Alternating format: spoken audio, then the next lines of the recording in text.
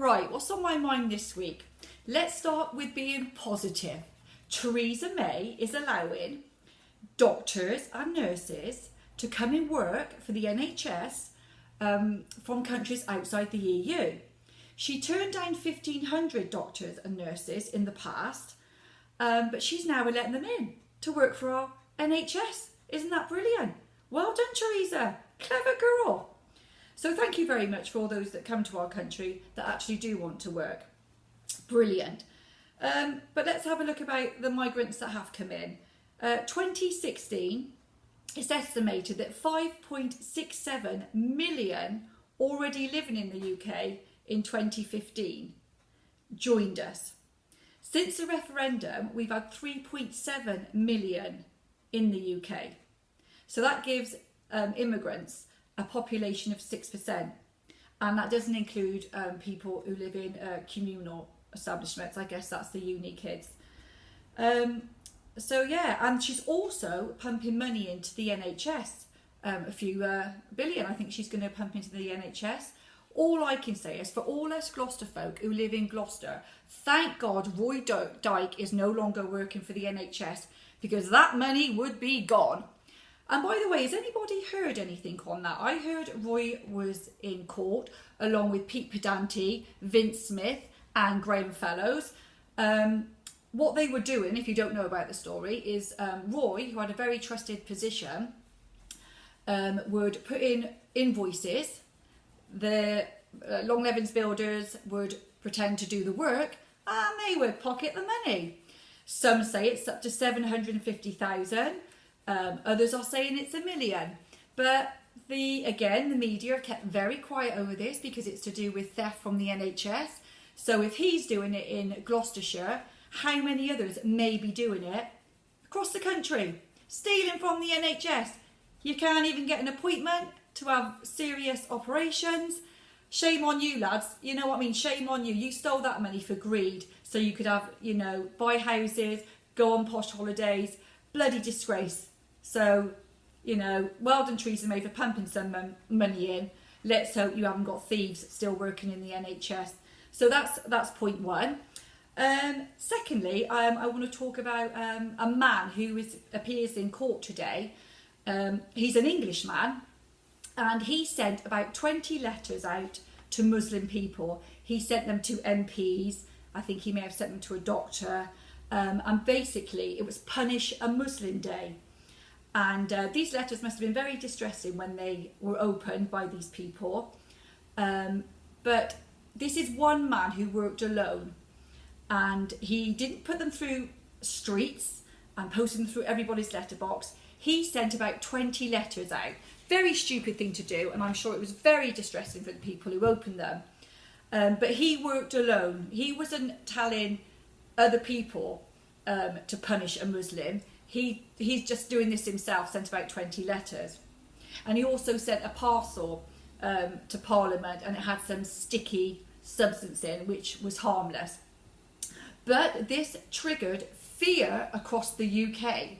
This got put in the media because it was an English person attacking Muslim people. The media are quite happy to report this and say how fear was across the UK. And he's on 14 charges today. And the police took this very, very serious, and they did a massive investigation, a counter-terrorism investigation on this one man that was doing this.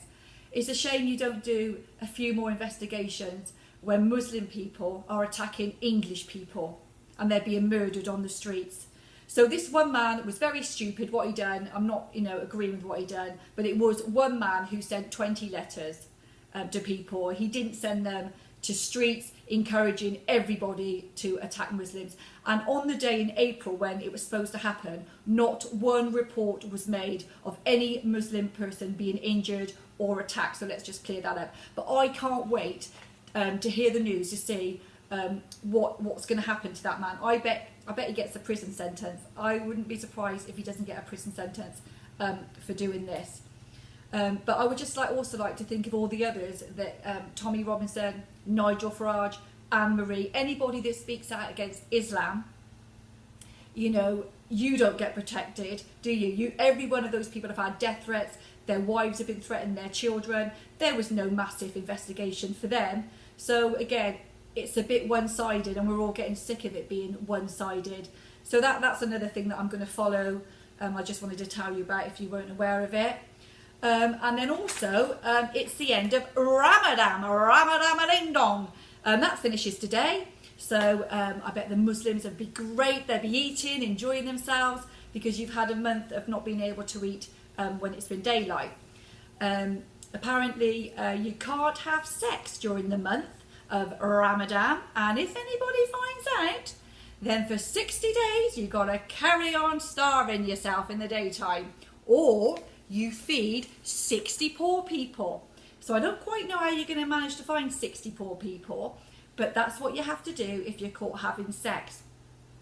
And it made me think, I wonder if these Muslim rape gangs had a month off of raping our English girls, our British girls in that month, or did they sort of waiver it a little bit for that? So that's quite interesting, isn't it? No sex in the month of Ramadan. You can have a little cuddle, but no sex. So I bet they'll be at it like rabbits tonight. Right, what else can you do? So obviously in the daytime, you're not allowed to eat, are you? But you can put food in your mouth, chew it, and then spit it out and rinse your mouth with water. But do not swallow. You can put anything in your mouth, but you mustn't swallow. But if you do it by accident, oh, there's a bit of a cream bun there, have a little bite. Well, if it was done by accident and you forgot, it's okay. For children, it doesn't apply to them till puberty, but if a 4 or 5-year-old sees mummy and daddy not eating, if he wants to, he can join in the fasting, and the schools will accept this and excuse him from PE. And if they're employed by employers, adults now I'm talking about, then you can have a bit of an easier time. Other people are do your work for you if you're a bit tired because you're a bit thirsty and you haven't had your bacon sandwich. Oh no, sorry, not bacon sandwich. You haven't had something to eat. Sorry about that, all the Muslim community. And they do this because it absolves their past sins. So, well, I think there's a few of them out there that are going to have to do a bit more than a month to absolve their sins that they've committed on our British girls. So that's my little thing on Ramadan. That's the end of it now, but I bet it'll be on the news tonight, showing us all how everyone's celebrating and eating and drinking, and I think that's wonderful. I don't like to think of anybody going without food and drink. Absolutely not. So stuff your face, enjoy yourself. Right, another thing, it's the World Cup on Monday. So come on, us English people, let's get together. Get your flags out, hang them from your bedroom windows. I've got 2 big poles. I always have got my St. George flag flying. So come on, let's all get together. Let's fly the British flag, the English flag, the St. George flag. Put it on your cars. Put it as many places you can, because the Royal Mail have banned stickers or anything to do with the English flag on their vans.